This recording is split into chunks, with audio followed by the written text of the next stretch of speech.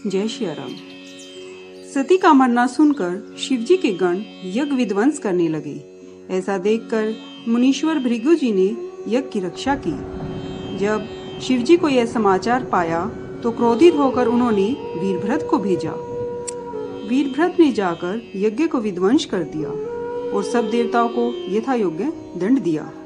दक्ष की जगत प्रसिद्धि वही गति हुई जैसी शिवजी की निंदकों की होती है। यह इतिहास सारा संसार जानता है। अतः संक्षेप में मैंने आपसे कहा। सती के ने मरते समय भगवान हरि से यह वर मांगा था कि मेरा जन्म जन्मांतर में शिवजी के चरणों में सने रहे। इसी कारण वे हिमाचल के घर पार्वती के रूप में उनका जन्म हुआ। जब से पार्वती हिमाचल के यहाँ जन्मी तब से वहाँ सिद्धि और संपदा छा गई। जहाँ तहाँ मुनियों ने अपने आश्रम बना लिए। हिमाचल ने भी उनको उचित स्थान दिए। उस सुंदर पर्वत पर सदैव फल फूल युक्त अनेक नवीन वृक्ष प्रकट हुए और बहुत प्रकार की मनियों की खाने प्रकट हो गई। सब नदियां पवित्र जल से बहने लगी। पक्षी, पशु और भौरे आदि सब सुखी से रहने लगे।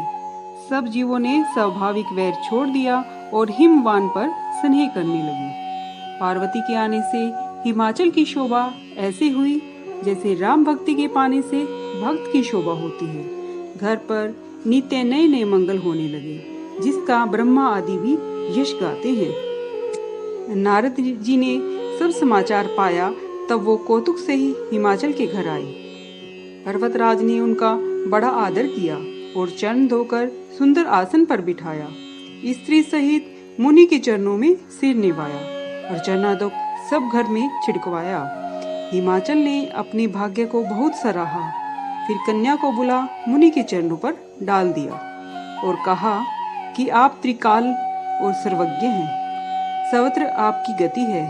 सो हे मुनीश्वर, अपने हृदय से विचार कर कन्या के दुष्गुण कहिए। नारद मुनि ने हंसकर गूढ़ और मीठी वाणी से कहा, तुम्हारी कन्या सब गुणों की खान है।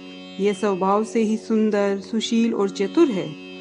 उमा, अंबिका और भवानी इसके नाम है। यह कन्या समस्त सुलक्षणों से संपन्न है और अपने स्वामी को सदैव प्यारी होगी। इसका सुहाग सदैव अचल रहेगा और इसके माता पिता यश पावेंगे। यह सारे संसार में पूज्य होगी और इसकी सेवा करने से कुछ भी दुर्लभ नहीं होगा। इसका नाम स्मरण करके स्त्रियां संसार में पतिव्रत रूपी तलवार को धार पर चढ़ जावेंगी। हे हिमवान, तुम्हारी कन्या सुलक्षणी है। अब दो चार दोष हैं, उन्हें सुनिए। निर्गुण, मान रहित, माता पिता से हीन, उदासीन, संशयहीन, योगी, जटाधारी, निष्काम हृदय, नंगा, अमंगल वेशधारी, ऐसा पति इसको मिलेगा। इसके हाथ में ऐसी ही रेखा पड़ी है। मुनि की वाणी सुनकर उसको जो जी में सत्य जानकर दंपतियों को बहुत ही दुख हुआ, किंतु पार्वती जी प्रसन्न हुई।